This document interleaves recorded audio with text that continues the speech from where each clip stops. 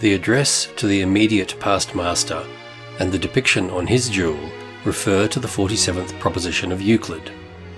When this was presented to me, I vividly remember the reference to our brother Pythagoras. The master's jewel is the square, two sides 90 degrees apart, which will form the base needed for the 47th problem. In many jurisdictions, the square has the dimensions of 3 to 4, the Pythagorean dimensions. As the master serves in his position, he becomes more complete, and therefore the 47th problem of Euclid is dedicated on his jewel when he leaves office. Good evening, and welcome to tonight's presentation, From the Quarries, an archive of Masonic lore.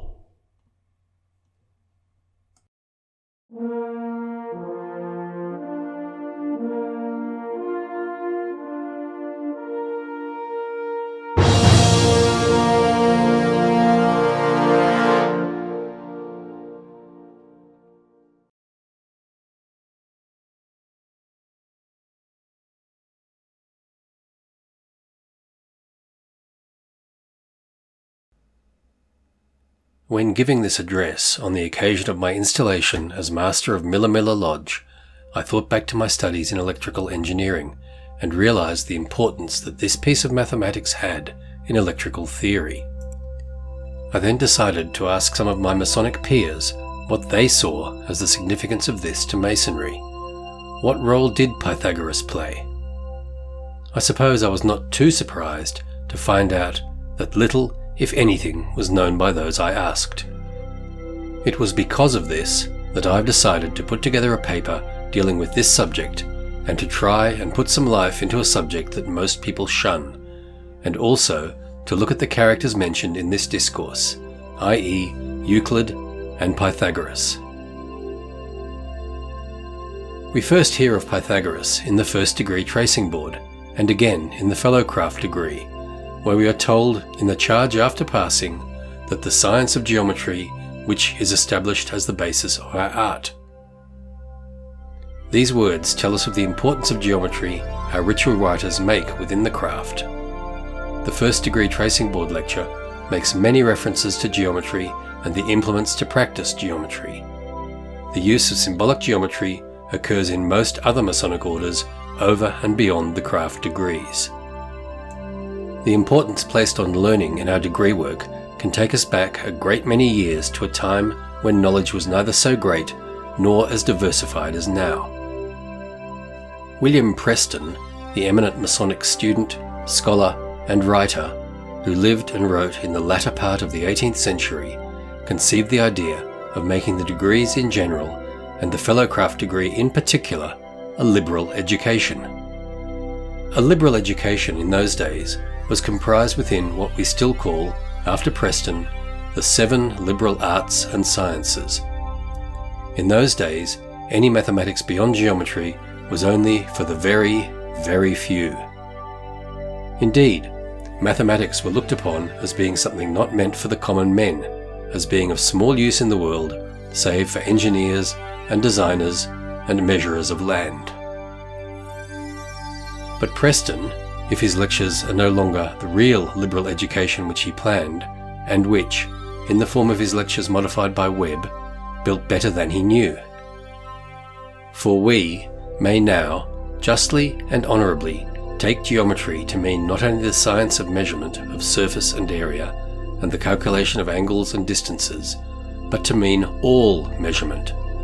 And to study measurement means to study science, for all science is but measurement, and by that measurement the deduction of laws and the unravelling of the secrets of nature. This study of the 7 liberal arts and sciences is made mention of on numerous occasions in our ritual. What of these? Below is a quote that is 1,800 years old. Let one of these be that art which prepares the body to be subservient, as a prompt and robust vehicle, to the mandates of the soul, and which is denominated gymnastic. Let another art be that which is the angel of the conceptions of the soul, and which is called rhetoric. Another, that which is the nurse and tutor of the juvenile mind, and which is denominated poetry. Another, that which is the leader and of the nature of numbers, and which is called arithmetic, and another, that which is the teacher of computation, and is called logistic. Let geometry also and music follow, who are the associates of philosophy, and conscious of her arcane, and to each of which she distributes a portion of her labour. These differ little from those delineated in later times, and would still have great implications when applied in today's modern world. H.P.H. Bromwell wrote in his massive tome Restorations of Masonic Geometry and Symbology that, although the number of recognised sciences far exceeds 7, yet, giving to that number the benefit of its symbolic meaning, it stands for the whole circle of sciences, whether specifically named among the 7 or not. We usually associate the 7 liberal arts to medieval education curriculum, at this time, in Masonic circles, the only education available. May I suggest that an educated member of a lodge was more useful, especially if he could apply geometry to his work. The 47th proposition of the first book of Euclid.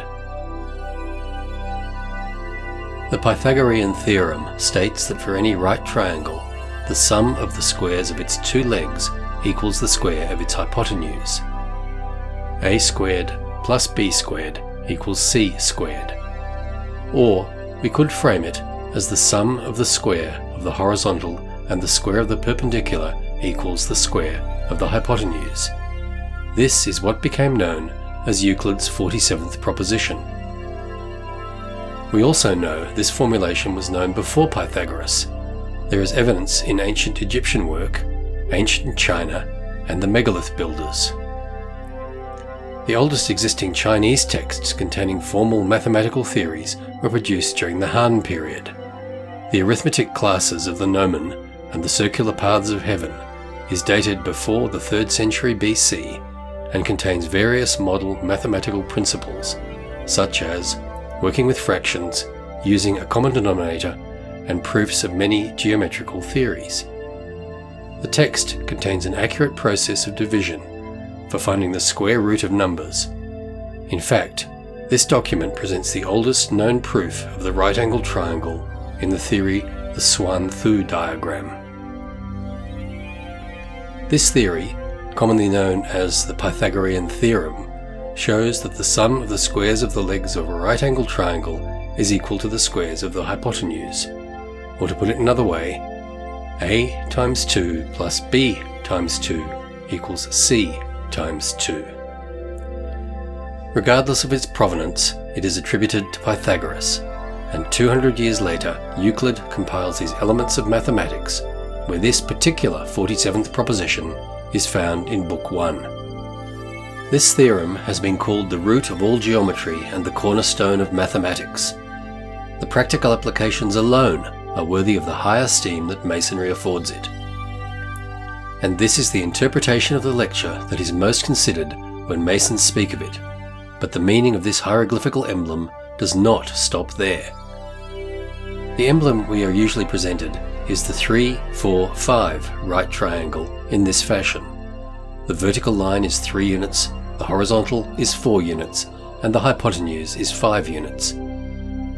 Not only is our attention called to this geometrical figure in the Master Mason degree, it is also prominent in the Scottish Rite in the 20th degree, Master of the Symbolic Lodge, and in the 25th degree, Knight of the Brazen Serpent.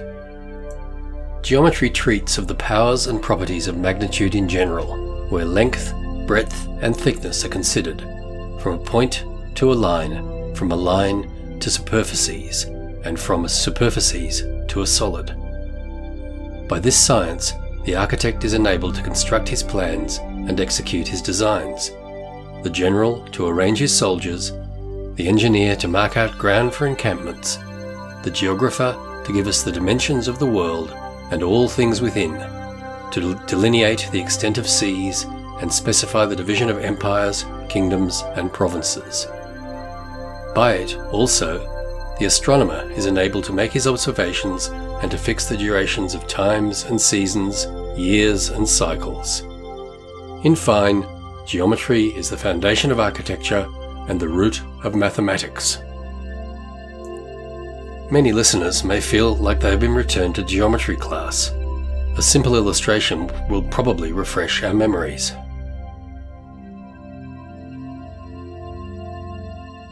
The proposition is especially important in architecture. Builders have, since ancient times, used this theorem in constructing buildings by a process known as squaring a room. As the theorem states that 3 squared plus 4 squared equals 5 squared, the builder starts by marking a spot and drawing a line, say line A. This line is given the value of 3. The builder then marks another point, say point B, and draws a line from it at a right angle to line A, and it is given the value of 4. The distance between line A and B is then measured, and if the distance between A and B is 5, then the room is squared.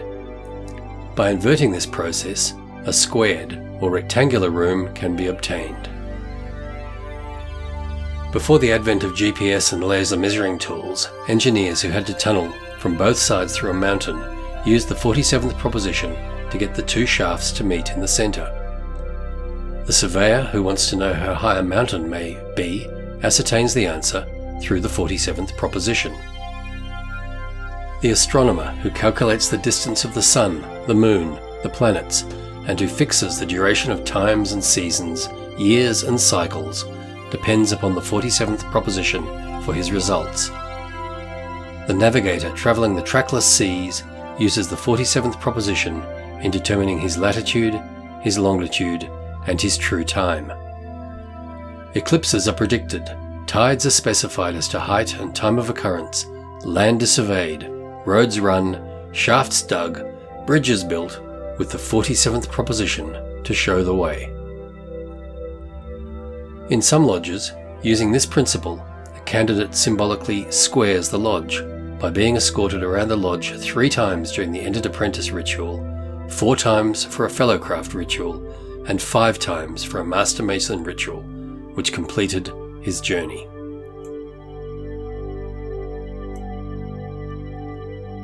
The mystical symbolism of the Pythagorean triangle. Earlier in this paper, I made reference to the fact that the Egyptians were in possession of the knowledge of the 47th proposition. According to Plutarch, the Egyptians attributed the sides of the triangle in this fashion. The vertical line was of 3 units and attributed to Osiris. The horizontal line was of 4 units and attributed to Isis.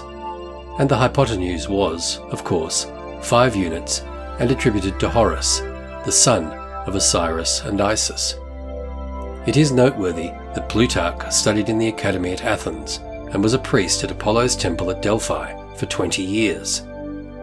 In the myth of Osiris and Isis, Osiris is killed, which makes Horus the son of a widow and links him with Hiram. The units of the triangle's sides are significant. The 3 units of the Osiris vertical have been attributed to the 3 alchemical principles of salt, sulfur, and mercury. All things are manifestations of these 3 principles according to alchemical doctrine. The 4 units of the horizontal line of Isis relate to the so-called 4 elements of earth, air, water, and fire. These are, of course, the 4 ancients. The ascending Horus line with its 5 units represents the 5 kingdoms: mineral, plant, animal, human, and the 5th kingdom. This is the path of return. The ascending line finally connects back up with the Assyrian line. The 5th kingdom symbolizes the adept as one who is consciously reunited with the source of all being. The 47th problem has been referred to as the foundation of Freemasonry. Why one of many possible solutions to a particular geometrical problem should become emblematic of Freemasonry probably has more to the long-standing tradition of sacred geometry, but the importance of the symbol is largely unknown. Noted Kabbalist Alan Bennett speculated that the three squares represent the magical squares of Saturn, Jupiter, and Mars. Masonic author Albert Pike, in his Morals and Dogma, repeats Plutarch's comments and suggests that the triangle represents matter, Isis, spirit, Osiris, and the union of the two, Horus, and indeed, the sum of the two smaller squares equals the larger. Sacred geometry. Pythagoras is credited with the discovery of the golden rectangle. The golden rectangle is built on the golden ratio, or golden proportion, which is determined by the irrational number known as phi. To put it simply, a golden rectangle is a rectangle divided in such a way as to create a square and a smaller rectangle that retains the same proportions as the original rectangle. To do this, one must create a rectangle based on this ratio. To find the golden ratio, one must divide a line so that the ratio of the line to the larger segment is equal to the ratio of A is to B as B is to C. To get a golden rectangle, you simply turn the larger segment of the line into a square. If you add a square to the long side of the golden rectangle, you'll get a larger golden rectangle. If you continue to add squares in this way, you'll see the basis for nature's logarithmic spiral patterns. The golden proportion appears in numerous places in art and in architecture, and it forms the basis for Leonardo da Vinci's divine proportion, the ideal illustrated in his drawing Vitruvian Man. The face of the Parthenon in Athens is a perfect golden rectangle. The shell of the Nautilus is a famous example of a spiral based on the golden mean, as is the spiral of the human DNA molecule. Although made famous by Renaissance artist Leonardo da Vinci, the figure known as the Vitruvian Man is actually named after the man who created him, the Roman architect Vitruvius. Vitruvius, a proponent of the sacred geometry of Pythagoras, designed temples based on the proportions of the human body, believing them to be perfect. This perfection, wrote Vitruvius, was due to the fact that the extended limbs of a perfectly proportioned human fit into both the circle and the square. According to Pythagorean tradition, the circle represents the spiritual realm, the square, material existence. So the human body represented the perfect marriage of matter and spirit, which is reflected in its proportions. Leonardo was one of many artists who attempted to depict Vitruvius's perfect man, and the only one who succeeded. His version is considered the most accurate depiction of the human body. From this, one can see that man for many centuries has had some kind of relationship with geometry, especially the ratio phi, which equals 1.618. Most ancient buildings have been constructed using this ratio, being that which appears most harmonious. Euclid, writing in about 300 BC in his Elements, calls a dividing line at the 0.6180399 point, dividing a line in the extreme and mean ratio. This latter gave rise to the name golden mean. There are no extant records of the Greek architects' plans for their most famous temples and buildings, such as the Parthenon, so we do not know if they deliberately used the golden section in their architectural plans. The American mathematician Mark Barr used the Greek letter phi to represent the golden ratio, using the initial letter of the Greek Phidias, who used the golden ratio in his sculptures. Luca Piccoli wrote a book called De Divina Proportione, The Divine Proportion, in 1509. It contains drawings made by Leonardo da Vinci of the 5 Platonic solids. It was probably Leonardo who first called it the sectio aurea, or Latin for golden section. So, in Plato's Timaeus, the elements become a shape in the form of the 5 bodies, also called Platonic bodies. You first see fire, which forms the primary antithesis with earth. Then we see air, without which fire cannot exist, and water, which forms the liquid part of the earth, and without which no life could be possible on earth. Then we see the fifth element, which should, according to Plato, be in the center of the elements, and which is called the quintessence, or to put it more mathematically, the dodecahedron. The solution, that is the dodecahedron, was not made public. Also, in the Middle Ages and Renaissance, the knowledge of the dodecahedron, and with it the connection of the pentagram, was passed on only to the most prominent architect and his closest colleagues. Furthermore, they had discovered that the dodecahedron, through connecting certain edges, held in itself all other bodies. The dodecahedron became thus the basis for obtaining all other bodies, and was not without reason for Plato the symbol of the all-embracing universe. How then does this golden ratio apply to geometry, and how it is formulated? The Fibonacci series is formed by adding the latest two numbers to get to the next one, starting from 0 and 1. If we take the ratio of two successive numbers in Fibonacci's series, 1, 1, 2, 3, 5, 8, 13, etc., and we divide each by the number before it, we will find the following series of numbers: 1, 2, 1.5, 1.666, 1.6, 1.625, 1.61538. It is easier to see what is happening if we plot the ratios on a graph. The ratio seems to be settling down to a particular value, which we call the golden ratio or the golden number. It has a value of approximately 1.618034. The geometric proportions of the pentagram are those of the golden section, Oreo section, and the golden mean. The pentagram was frequently found on potsherds and tablets, which have been dated to as early as 3500 BCE in the location of the kingdom of Uruk, at the mouth of the Tigris-Euphrates Valley. The symbol was found accompanying signs relating to the foundation of written language.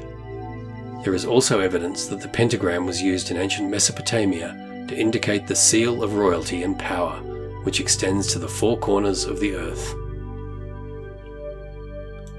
The ancients regarded the rose as the symbol of secrecy and silence. The confessionals in old churches have the symbolic rose carved upon them. The vaulted ceiling of the council chamber bears it, and the lodge room of medieval masonry is decorated with it. What occurred there was sub rosa, not to be divulged. The pentagram, so easily seen in the rose, was the secret shibboleth of the Pythagoreans. The Celtic Druids adorned their priestly robes with it. The Christians considered it even a more powerful sign than the cross for banning the evil one. It is found in many windows of the fine old Munsters and cathedrals. Could the five-pointed star also represent the 5 points of fellowship? Pentagram, from the Greek pente meaning five, and gramma, a letter. The pentagram is a five-pointed figure formed by producing the sides of a pentagon both ways to their point of intersection, so as to form a five-pointed star. Pentalpha, the triple triangle, from the Greek word meaning five, and alpha, the letter A. One of the arguments used by anti-Masons to support their claim that Freemasonry is satanic is to refer to the Masonic use of the pentagram. The Masonic significance of the pentagram is controversial. While it often appears on Masonic regalia and decorative illustration, nowhere is it mentioned in Masonic rituals or lectures. Coyle's encyclopedia asserts, the pentalpha is said to have had a great many symbolic and mystical meanings, but it has no application to Freemasonry. On the other hand, Walter Rodwell Wright, who had a part in the revisions of the craft ritual which took place between 1809 and 1815, records a letter written London, January the 7th, 1815. There is a small lamp used only in this degree, the third, whose light is seen from a five-pointed star. Colin Dyer notes, the use of the small lamp in the form of a five-pointed star will be noted. It will also be remembered that this was one of the features deleted when the ritual came up for approval before Grand Lodge in June 1816. True in essence, this response will not satisfy anti-Masons who can point to the many books about Freemasonry that include the pentagram, or at least the five-pointed star, in their iconography, and the writings of such spurious, irregular, or pseudo-Masonic authors such as Count Cagliostro, Eliphas Levi, and Aleister Crowley. Though the pentagram as a geometric figure is of interest to Freemasons, since it is also a representation of the golden ratio, its esoteric significance is only of historical interest. It also isn't satanic. The claims of Levi and Crowley that there is any esoteric significance to the relative position of the star points is demonstrably not based on any observable astronomical event or any published precedent. Symbols mean what the users want them to mean, and meanings change. Although Venus is termed the bright morning star or Lucifer, and the pentagram is claimed by Levi to represent the Baphomet, and the celestial motions of Venus sketch a pentagram in the sky, it does not follow that the pentagram represents Lucifer, or that Lucifer equates with the Baphomet, or that any of this has anything to do with Freemasonry. In this short talk, I have tried to show the interrelationship that exists between Freemasonry and geometry, the relationship of the golden section, golden mean, or golden proportion to geometry and Masonry. Due to the complexity of the subject, to fully cover would take many hours of discussion. I do hope, however, that the subject of this talk stimulates the listener to research the subject themselves. For more Masonic podcasts, videos, music, texts, and artwork, visit fromthequarries.com or subscribe to our YouTube, Twitter, and Facebook accounts by searching From the Quarries.